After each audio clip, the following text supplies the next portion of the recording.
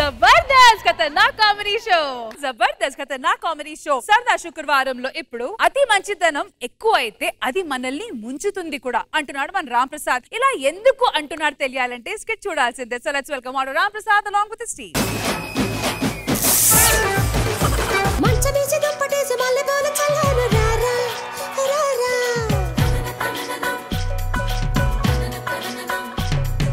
చూడు శాంతి, ఈ పెళ్లి అయితే నాకు ఇష్టం లేదు. ఏదో మీ నాన్న బలవంతం పెట్టడం చేసుకుందాం తప్ప పెళ్లి చేసుకోకుండా 10 మందికి మంచి చేసి హ్యాపీగా ఉందాం అనుకున్నాను రా. అంతమించి ఇంకేం లేదు. నేను కూడా పెళ్లి చేసుకోకుండా 10 మందిని సుఖ పెడుతూ సమాజ సేవ చేద్దామని ముందు నుంచి అనుకుంటున్నానండి. నాకు అర్థం కాలేదు సార్. ఏమండి నాకు డౌట్, ఈ గది ఉంది, మంచం ఉంది, మంచం మీద పువ్వులు ఉన్నాయి, ఏంటండి? ఫస్ట్ టైం కలిసేటప్పుడు దాన్ని ఫస్ట్ నైట్ అంటారు. అప్పుడు ఇలా పూలు తెలుతారు అనమాట. అయ్యో ఏమైంది? ఇది కూడా తెలియకుండా ఇన్ని రోజులు అలా పెరిగేశానండి. శాంతి, నీ కళ్ళలో ఏదో బాధ కనిపిస్తుంది. ఏమైంది? ఎలా చెప్పేదండి? ఏదో ఏం చెప్పు, పర్లేదు నాకు చెప్పు శాంతి. మీకు పెళ్లి కాకముందు నాకు వేరే అబ్బాయితో ప్రేమించుకున్నామండి. వాడిని పెళ్లి చేసుకుందాం అనుకున్నా, కానీ మా వాళ్ళు నిన్ను బలవంతంగా ఇచ్చి పెళ్లి చేశారండి. అంటే నీ మనసులో ఆల్రెడీ వేరే వాళ్ళు ఉన్నారా? అవునండి. బలవంతంగా చేసుకున్నావా? అవునండి. చూడు శాంతి, నేను చాలా మంచివాడిని. నువ్వు వేరే వాడిని మనసులో పెట్టుకొని నాతో కాపురం చేయొద్దు. హ్యాపీగా అబ్బాయి పేరేం పేరన్నా? దొరబాబండి. హ్యాపీగా వాడినే చేసుకో. మీ పిల్ల నేను చేస్తాను, మీ నాన్నలతో మీ మాడతాను. అర్థమైందా?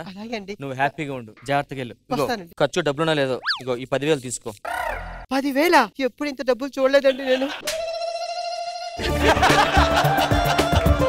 నీ కోసం దొరబాబు వెయిట్ చేస్తున్నాడు, జాగ్రత్త.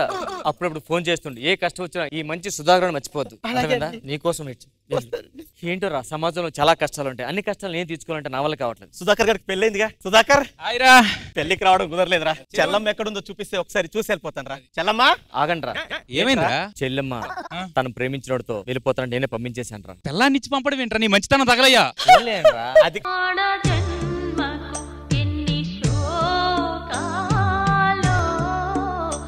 ఎవరి కోసం బ్రతకాలి, దేనికోసం బ్రతకాలి? అర్జెంట్ గా చచ్చిపోవాలి.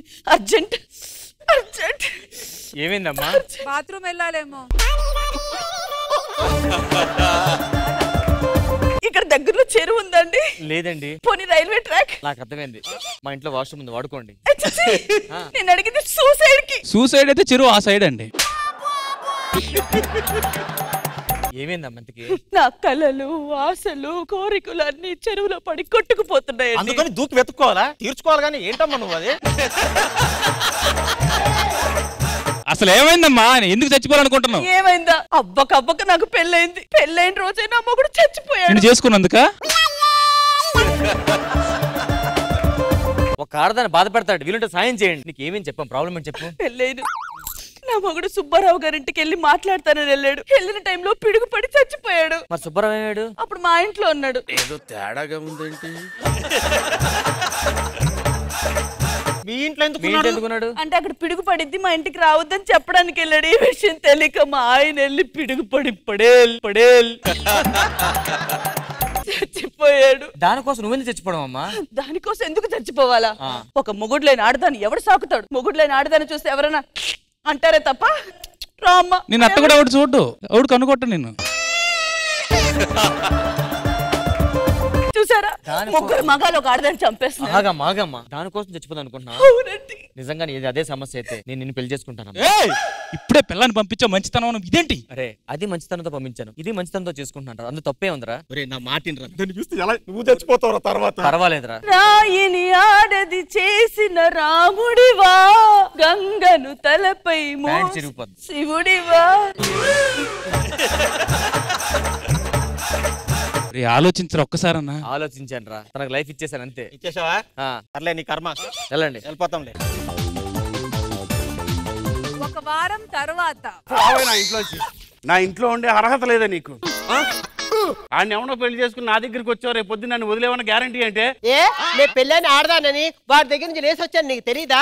అప్పుడు నేను కావాల్సి వచ్చాను, ఇప్పుడు నేను నీకు ఎగుటైపోయాడు రా. అప్పుడు తెలీదా నీకు?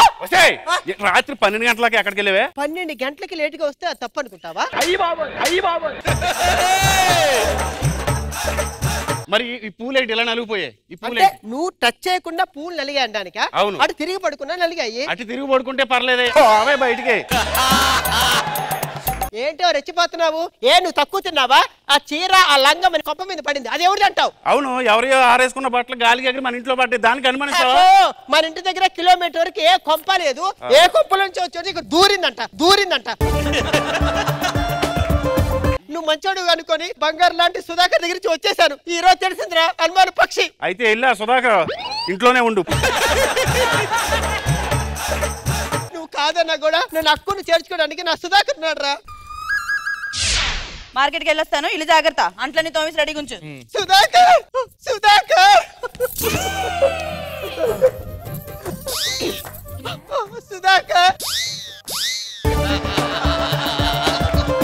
ఏయ్ ఎవరే నువ్వు? సుధాకర్ అంటే పడుతున్నా? నీకు చెప్పలే కదా, నీకన్నా ముందు తిన్నే పెళ్లి చేసుకుంటే తన లవర్కి ఇచ్చి పంపించేశాను. ఏమే మళ్ళీ వచ్చా?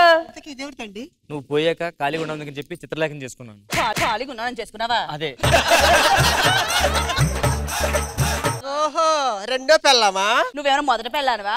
పెళ్లి చేసుకుని రోజు డుబ్బుక్కుమని లేచిపోయి వేరే వాడితో కుక్కలు లేచిపోయినా తిరిగి వచ్చాను కదా. ఎంత అనుకున్నా కూడా ఫస్ట్దే కట్టుకున్నది పెట్టుకున్నది.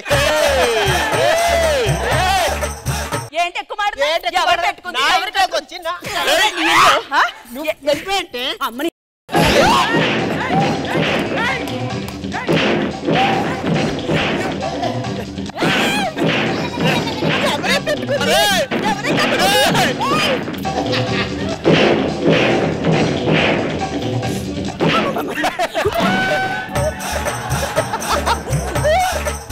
ఎవరే కట్టుకుంది, ఎవరే పెట్టుకుంది? ఏంటండి అది? ఇంత మాటలు మాట్లాడుతుంటే బెల్లం కొట్టిన రాయిలా చూస్తావా? బెల్లం కొట్టిన రాయిలా చూస్తాడు.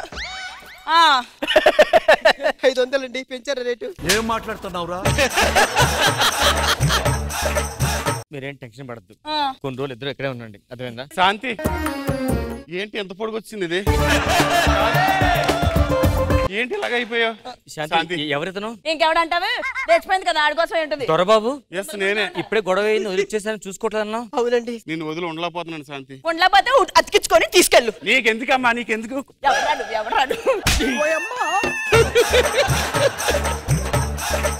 ప్లీజ్ శాంతి, నాతో వచ్చే శాంతి. చిత్రలేఖ, మీరు పిడుగు పడి పోలేదా? పోలేదు. నీ పిడుగు పడిన భర్త పిడి మొహం మీద పడిందా పిడుగు? మీరు బతికే ఉన్నారా? నీ భర్త వచ్చాడు, హ్యాపీగా ఉండండి. నీ భర్త వచ్చాడు, హ్యాపీగా ఉండండి. సుధాకర్, భర్త వచ్చి రాగానే వెళ్ళిపోతానని ఆడదాని అనుకున్నావా? అంటే నువ్వు ప్రతిసారి 500 చూపిస్తే తీసుకొని పారిపోయి ఆడదాను అనుకున్నావా? ఏదో ఒకట్లే. నేను వెళ్ళి ఫ్రెష్ అయ్యి వస్తాను, మీరు మంతాగండి, వాళ్ళకి ఏం కల చూసుకోండి. టైం చూసి రావాలని తెలీదా? ఇప్పుడు ఎందుకు వచ్చావు? కరెక్ట్ గా ఇట్లాగే కట్లేస్తున్నాడు. దాపరించో మొత్తం దుబ్బేసి వచ్చేదాన్ని కదా. ఆడి మంచితనాన్ని క్యాష్ చేసుకోవాలి మనం. జాగ్రత్తగా యాక్ట్ చేసి డబ్బులన్నీ గుంజేయాలి.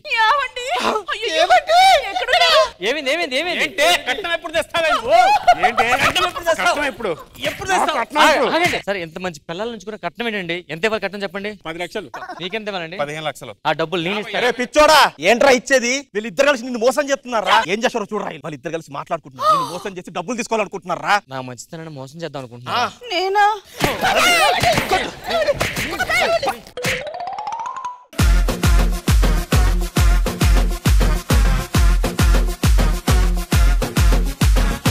శివాజీ గారు, ఎలా అనిపించింది ఈ స్కిట్? స్కిట్ బాగుంది అని అంటాం కన్నా కూడా ఒక చిన్న ఇన్సిడెంట్ ని ఎక్స్టెన్షన్ వైపు తీసుకెళ్లారు చూసారా, అది చాలా బాగుంది. మంచితనం మీరు చాలా చేశారు, కానీ దాంట్లో ఎక్స్టెన్షన్ అనేది ఎక్కడ బోర్ కొట్టకుండా సరదాగా ఉంది, బాగుంది. మీ స్కిట్ చాలా బాగుంది. అదే ఒక చిన్న విషయాలు ఎక్స్టెన్షన్ చేసి అది అంత స్పీడ్ గా అంత ప్రాపర్ గా టీమ్ ఎఫర్ట్ అయితే ఇదే తెలిసిపోతుంది క్లియర్ గా. అందరూ సూపర్ గా పర్ఫార్మ్ చేశారు, బాగుంది, వెరీ నైస్. సో జడ్జెస్ మోటో రామ్ ప్రసాద్ అండ్ టీమ్ కి మీరు స్కోర్స్. ఖుష్బు గారు, శివాజీ గారు, నేను అన్ని ఇవ్వలేనులే గాని Auto Ram Prasad and team 20 out of 20.